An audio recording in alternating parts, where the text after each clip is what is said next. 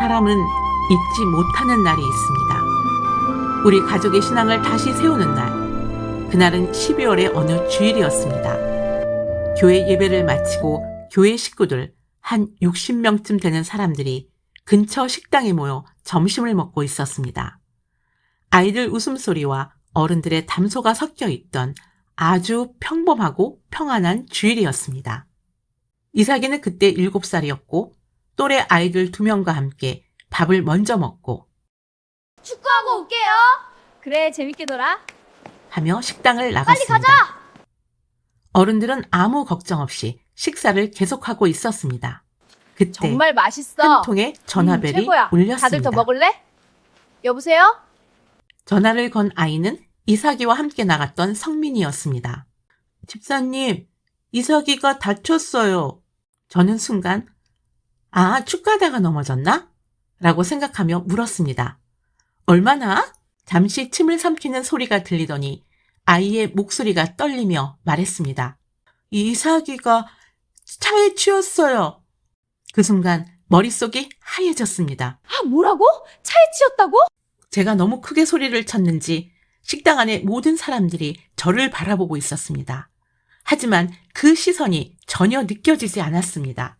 저는 외투도 입지 않은 채 자리에서 벌떡 일어나 식당을 뛰쳐나갔습니다. 아이들이 가겠다고 했던 그 공원이 어디인지 알고 있었기에 그곳으로 무작정 달렸습니다. 그런데 공원으로 가는 길 어디에도 아이들이 보이지 않았습니다. 그때 근처에서 차량 신호를 하고 있었던 한 분이 눈에 보였습니다. 혹시 교통사고가 났다고 하는데 아이를 못 보셨어요?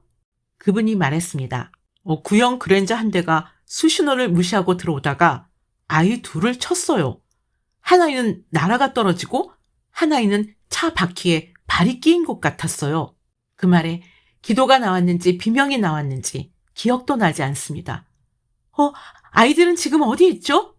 운전자가 아이 셋을 차에 태우고 어디론가 갔어요. 그 사이 식당에 있던 교회 식구들, 가족들이 모두 뛰쳐나왔습니다. 시어머니는 제 코트를 들고 따라 나오셨고 누군가는 제 손을 잡았고 누군가는 기도했고 누군가는 아무 말 없이 함께 달려주었습니다. 잠시 후 다시 성민이의 전화가 연결되었습니다. 저희 큰 길 맞은편 병원 주차장에 있어요. 주차장에 도착해 차 뒷문을 여는 순간 저는 오히려 당황했습니다. 이삭이를 포함해 아이 셋이 뒷좌석에 나란히 앉아 있었는데 아이들이 평상시같이 멀쩡해 보였기 때문이었습니다. 얼굴은 놀라 창백해 보였지만 피를 흘리지도 울고 있지도 않았습니다. 나중에 들은 이야기지만 운전자는 차 안에서 아이들에게 거칠게 말했다고 합니다. 내가 잘못한 게 아니야. 너희가 갑자기 뛰어나온 거라고? 부모님한테 꼭 그렇게 말해? 아이들은 사고의 충격보다 그 말의 무게에 눌려 아무 말도 하지 못한 채 그렇게 앉아 있었다고 했습니다. 아이들이 있던 곳은 응급실이 없는 작은 병원 주차장이었습니다. 우리는 이삭이를 우리 차로 옮겨 태우고 대형 병원 응급실로 향했습니다. 하준이는 전 신발만 깔렸어요. 라고 말하며 부모님과 함께 오후 예배를 드리러 교회로 돌아갔습니다. 이삭이의 다리를 살펴보니 무릎에서 발목까지 길게 까진 상처가 있었습니다. 의료진은 그 부위를 중심으로 엑스레이를 찍었습니다. 그런데 결과는 정상이었습니다. 그제서야 저는 편안히 숨을 제대로 쉴 수 있었습니다. 정신을 차리고 이삭에게 물었습니다. 다른 데는 안 아파? 이삭이는 잠시 망설이다 조용히 말했습니다.